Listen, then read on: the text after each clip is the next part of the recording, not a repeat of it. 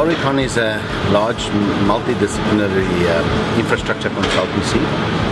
It's been operating in the continent of Africa for a very long time.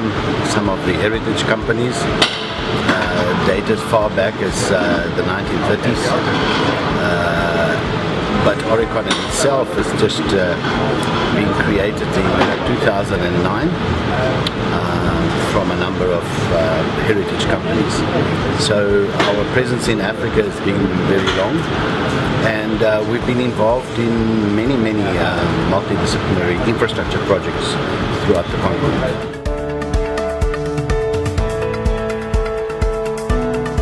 Look, there's no doubt for us, and if you take a consultancy of our size, globally at about 7,000 technical staff, mainly throughout Africa, Middle East, Australasia.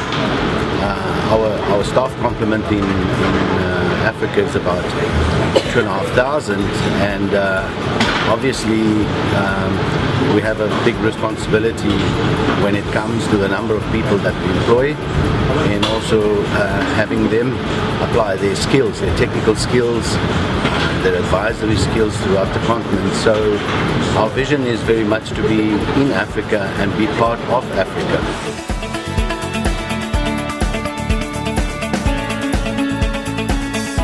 There's no doubt in my mind that our continent is very complex and has a lot of volatility, changes, political changes, economic drives, etc. So we are certainly very much part of the investment into infrastructure that goes into the continent. Throughout the last couple of years, Africa has had its challenges, had its difficulties, but Africa is certainly still showing promises. It's still showing a very strong financial growth. So we are very much part of it in all parts of sub-Saharan Africa at the moment.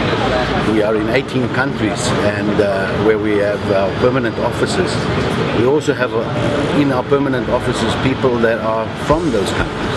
It's very much our strategy also not to have expatriate staff, but to train people over a long period of time and have them as part of the solutions for each of those individual countries.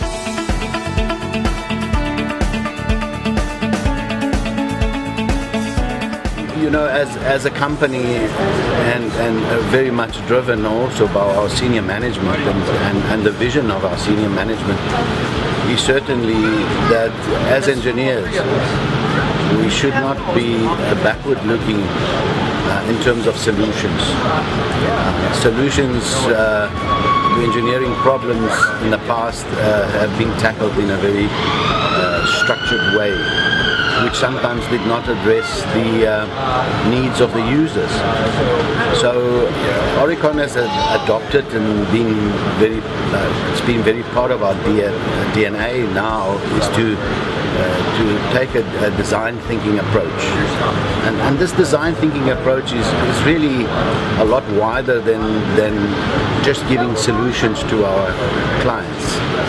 It's more about looking at the problems together with our clients, together with the users, together with the stakeholders that play a role in whatever infrastructure we are designing for. So it's often about what they need and how they think the solution should be. So we have a very nice integrative process which we take our clients through, and it starts off by asking a number of questions. Some of the first thing you've got to start thinking about is in a problem solving environment is the what if, and we take it through a step process. So design thinking is very much about spending time around the problem, understanding the problem, getting to the solution of the problem. So it is really very dynamic process. It works It really creates good solutions, but that's at the same time it's just integrative by nature. It brings everybody together. It defines all the stakeholders thinking inside the solution. So we are very excited by the results that we are getting from it.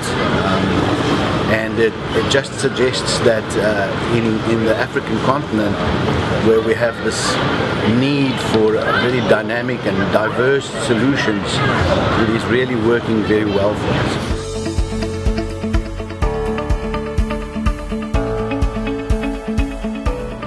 I think it definitely makes a difference.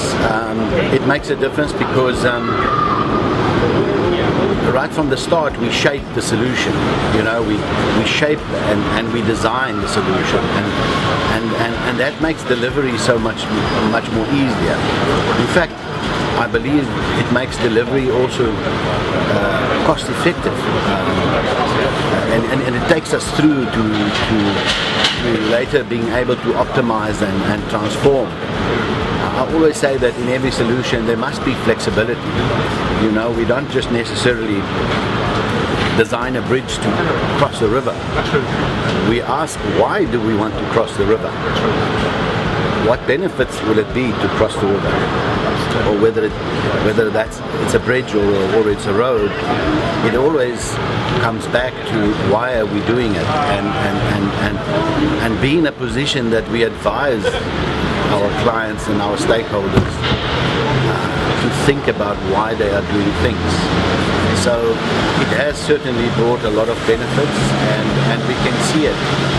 We can see it from a number of recognitions that we've also received internationally in terms of where we stand in the ranking of design firms and so on. So that's really showing that our process is really getting recognition.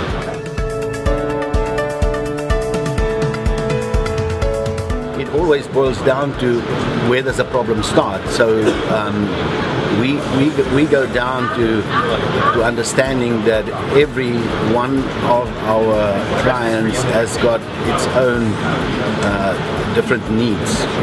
So we implement it by really sitting down and having good design thinking sessions where we are able to everybody participate and put down their ideas, really define what they would want out of the solution, and so forth. And only through that we probably would prepare a very good list of some of the ingredients that need to be in the recipe for the solution. So it really boils down to asking these hard questions, taking the complex problems and making them easy. So that is a design approach that is totally different. I mean, in the past it was so commoditized. Engineering solutions are commoditized because over the years engineers have just found certain solutions for certain problems. And I think we're taking it a little bit away from that and saying, you know what? Let's talk about this. Why are we doing it? How are we going to do it? What are the most benefits? What's the long-term effects of providing such a type of infrastructure? And really getting down to the basics of the solutions that we need to provide. I think it also brings innovation, a lot of innovation into the process. It allows our people, not only our clients, but also our own people, to be innovative about the solutions. That it's not just a process that you follow, but it's about thinking through every step that you go through.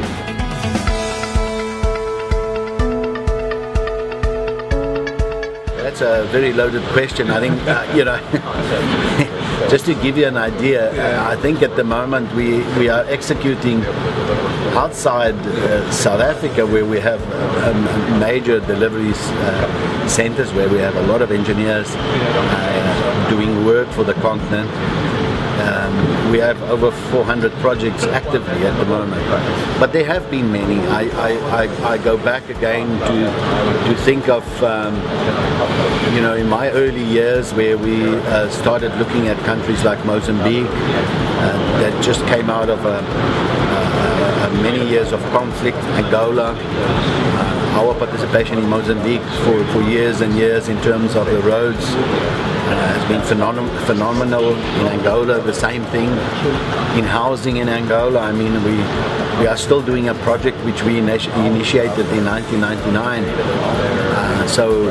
And every time I look at Luanda City and I look at that part of the city, I can just remember that there was nothing, and today there are thousands of people living and benefiting from the infrastructure that we've created.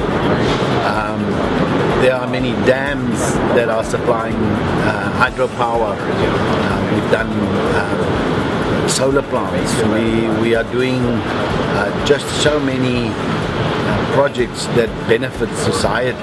We've done things that you can look around and you can really see that your participation in it has benefited many people's lives.